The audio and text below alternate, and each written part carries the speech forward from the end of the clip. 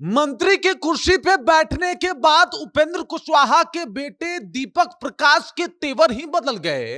पहले तो उन्होंने पत्रकारों से अपनी बात कह दी, लेकिन जब पत्रकारों ने परिवारवाद के ऊपर उनसे सवाल पूछा तो भाई साहब उनका लहजा ही बदल गया। उन्होंने कहा कि चलिए आप लोग बाहर निकलिए, आप लोग हमारा समय बर्बाद कर रहे हैं। और ये सब कुछ देखने और सुनने के बाद शबीना जी की वो लाइनें याद आती है कि जरा सा कुदरत ने क्या नवाजा किया कि बैठे हो पहली शप में, अभी से उड़ने लगे हवा में। अभी ये शोहरत नई नई है और जो खानदानी रईस हैं वो मिजाज रखते हैं नर्म अपना। तुम्हारा लहजा बता रहा है तुम्हारी दौलत नई नई है। पूरी कहानी जब आपको बताएंगे तो आपको भी समझ में आएगा कि भाई साहब दीपक प्रकाश जो कि विशुद्ध परिवारवाद की उपज हैं, उनसे अगर मीडिया ये पूछ ले कि भाई साहब आपसे बेहतर कोई नेता नहीं था क्या, इसके ऊपर उनका समय बर्बाद हो जाता है। पूरी कहानी क्या है आते हैं इसके ऊपर, सब कुछ आपको विस्तार पूर्वक बताते हैं, लेकिन उससे पहले मेरा परिचय जान लीजिए। मेरा नाम है रजत और आप जनता जंक्शन देख रहे हैं। सबसे पहले तो सुनिए इस बात को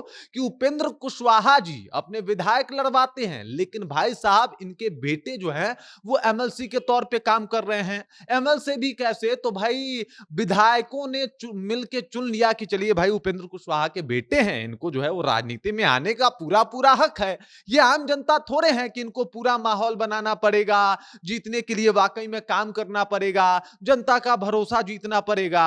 बल्कि अगर इनको नेता बनना है तो विधायक खुद इनको एमएलसी बना देगा और ये आसानी से एमएलसी बन जाएंगे। कोई दिक्कत वाली बात ही नहीं है, कोई समस्या ही नहीं है।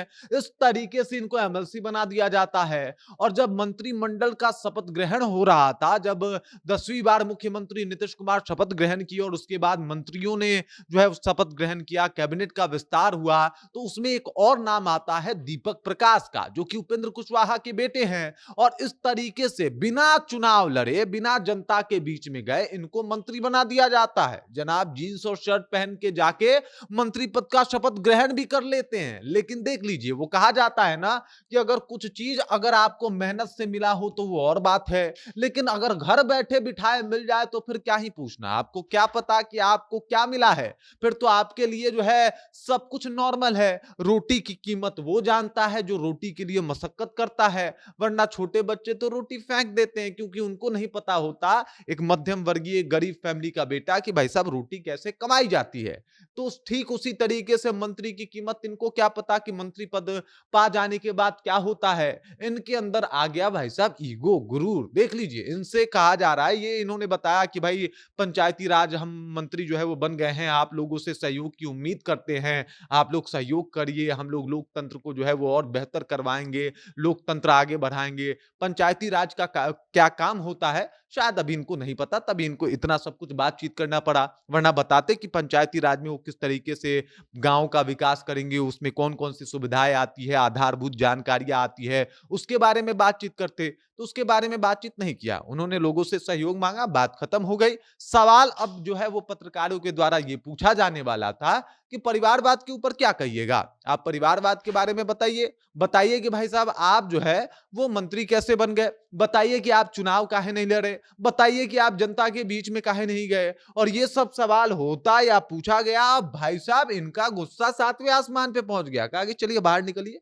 बाहर निकलिए, आप लोग हमारा समय बर्बाद कर रहे हैं, समय खोटा कर रहे हैं और हमारे साथ साथ कई अधिकारियों का समय बर्बाद हो रहा है। अच्छा जी, ये है मंत्री के कुर्सी का पावर। ये मैं बता दे रहा हूं आपको, ये दीपक प्रकाश की गलती नहीं है। ये जो कुर्सी आप देख रहे हैं ना, इस कुर्सी की गलती है। यहाँ पे आके अगर आप में तेवर ना आए तो काहे के मंत्री जी हुए आप। और वो भी मंत्री की कुर्सी अगर आपको बैठे बिठाए मिल जाए, मतलब घर के बेड से उठ के गए, सामने मंत्री की कुर्सी बैठी थी, टपक से बैठ गए। यही तो हुआ है ना दीपक प्रकाश के साथ। तो उनको क्या पता कि भाई साहब मंत्री की कुर्सी आराम से बैठ जाते हैं। पत्रकार को सवाल का जवाब काहे पूछेगा सवाल हमसे, हम उसका जवाब नहीं देंगे। अगर सवाल का जवाब देना भी होगा तो कह देंगे पिताजी से पूछ लीजिए, उन्होंने ही बनाया मुझे मंत्री। और इस वजह से इनकी पूरी चर्चा होती है। पहले तो जीन्स और शर्ट में जाके मंत्री पद का शपथ ग्रहण करते हैं, इस बात की चर्चा। फिर इनसे पूछा जाता है मंत्री कैसे बने, तो ये कहते हैं पिताजी से पूछ लीजिए, इस बात का चर्चा। अभी कह रहे हैं पत्रकारों से चलिए भाई साहब आप लोग बाहर जाइए, समय बर्बाद कर रहे हैं, इस बात का चर्चा। इनसे कहा जा रहा है कि परिवारवाद की उपज हैं, आप एमएलसी बने हैं, वो भी विधायकों के और आपके पिताजी के पहचान पे। और इसके अलावा आप जनता के बीच में कभी गए नहीं हैं, इस बात का चर्चा में तो मंत्री महोदय हैं। और सवाल भी बहुत गहरा है कि भाई परिवारवाद इसे नहीं कहा जाता तो और किसे कहा जाता है, जरा समझा दीजिए। बाकी इस खबर, इस जानकारी को लेके आप क्या सोचते हैं, आपके जहन में क्या कुछ चल रहा है, कृपया कमेंट कीजिए और अपना विचार हम तक पहुंचा दीजिए। आप देख रहे हैं जनता जंक्शन और मेरा नाम रजत है।